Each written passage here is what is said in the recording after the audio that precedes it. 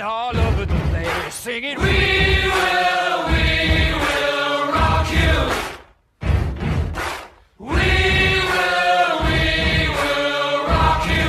Welcome back. तो दोस्तों कैसे हो आप सब।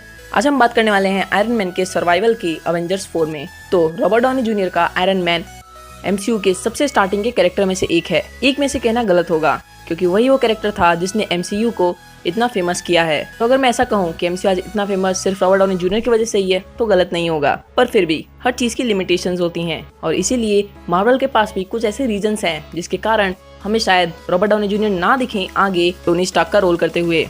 तो वो रीजंस कुछ इस तरीके से हैं। फर्स्ट रीजन तो ये है कि रॉबर्ट डाउनी जूनियर की एज जो है वो काफी ज्यादा बढ़ती जा रही है और आयरन मैन जैसा रोल इतनी ज्यादा एज में कर पाना काफी मुश्किल हो जाता होगा। और दूसरा रीजन है मार्वल के लिए, वो है उनकी फीस। मतलब सच में वो काफी ज्यादा फीस लेते हैं। भले ही जो वो लेते हैं वो उनके लिए बिल्कुल ही वर्दी होता है और वो जितना लेते हैं उससे कई ज्यादा बॉक्स ऑफिस पे आ जाता है, पर फिर भी उनकी फीस कुछ ज्यादा ही हाई है। मतलब समझो कि स्पाइडरमैन होमकमिंग में उन्होंने अपने 10 मिनट के रोल के लिए $10 मिलियन लिए थे और कैप्टन अमेरिका सिविल वॉर में उन्होंने कैप्टन अमेरिका से भी ज़्यादा फीस ली और कैप्टन अमेरिका में उन्हें मिले $150 मिलियन, जिसमें डेडपूल जैसी 3 मूवीज बन जाती। और तीसरा रीज़न ये है कि मार्वल को अपने नए कैरेक्टर्स भी इंट्रोड्यूस करवाने हैं और वो हम कैप्टन मार्वल से ही देख सकते हैं कि मार्वल कैसे कैप्टन मार्वल को धीरे धीरे अवेंजर्स का लीडर बनाने की सोच रहा है। ऊपर से रॉबर्ट डाउनी जूनियर भी शायद थक गए होंगे ऐसा रोल प्ले करते करते और उन्होंने खुद ही एक इंटरव्यू में ऐसा कहा कि वो अवेंजर्स 4 के बाद आयरन मैन का आर्मर उतार के रख देंगे। और यहीं से ये बात बहुत ज्यादा प्रचलन में आ गई कि उन्होंने कहा कि वो अपना आर्मर उतार के रख देंगे। वो चाहते तो ये भी कह सकते थे कि टोनी स्टार्क मर जाएगा।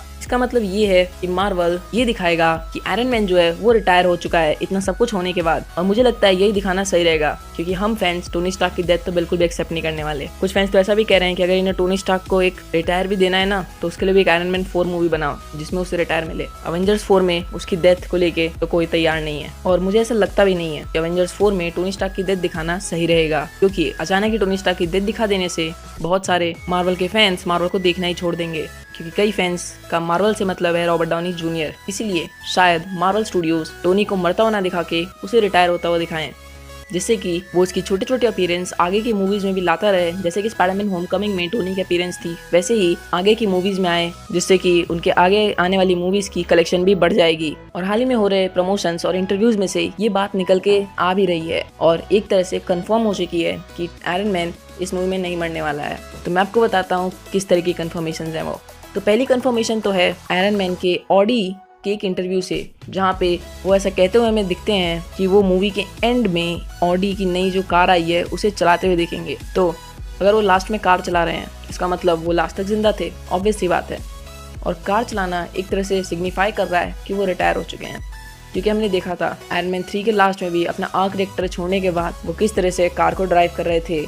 और ठीक उसी तरह अवेंजर्स 1 में भी हमने उन्हें कार ड्राइव करते हुए देखा था। एक तरह से हम देखें तो कार ड्राइव करने का मतलब है कि सब कुछ फिर से शांत हो चुका है और शायद इस बार अवेंजर्स एंड गेम में शांति का मतलब रिटायरमेंट से ही हो। तो इससे ये बात तो कंफर्म है कि अगर वो कार चला रहे हैं तो जिंदा होंगे। और इससे एक और बात कंफर्म हो जाती है कि कुछ फैंस जो सोच रहे थे कि आयरन मैन स्पेस में ही मर जाएंगे, तो वैसा कुछ नहीं होने वाला। वो जरूर स्पेस में सर्वाइव करेंगे, क्योंकि कार चलाने के लिए तो उन्हें धरती पे ही आना पड़ेगा। और दूसरी कंफर्मेशन आती है ग्वाइनेथ पैल्ट्रो से, जो कि पेपर पॉट्स का रोल प्ले करती हैं। तो हाल ही में उन्होंने एक तरह से ऐसा कंफर्म कर दिया है कि वो अवेंजर्स 4 के बाद रिटायर हो जाएंगी।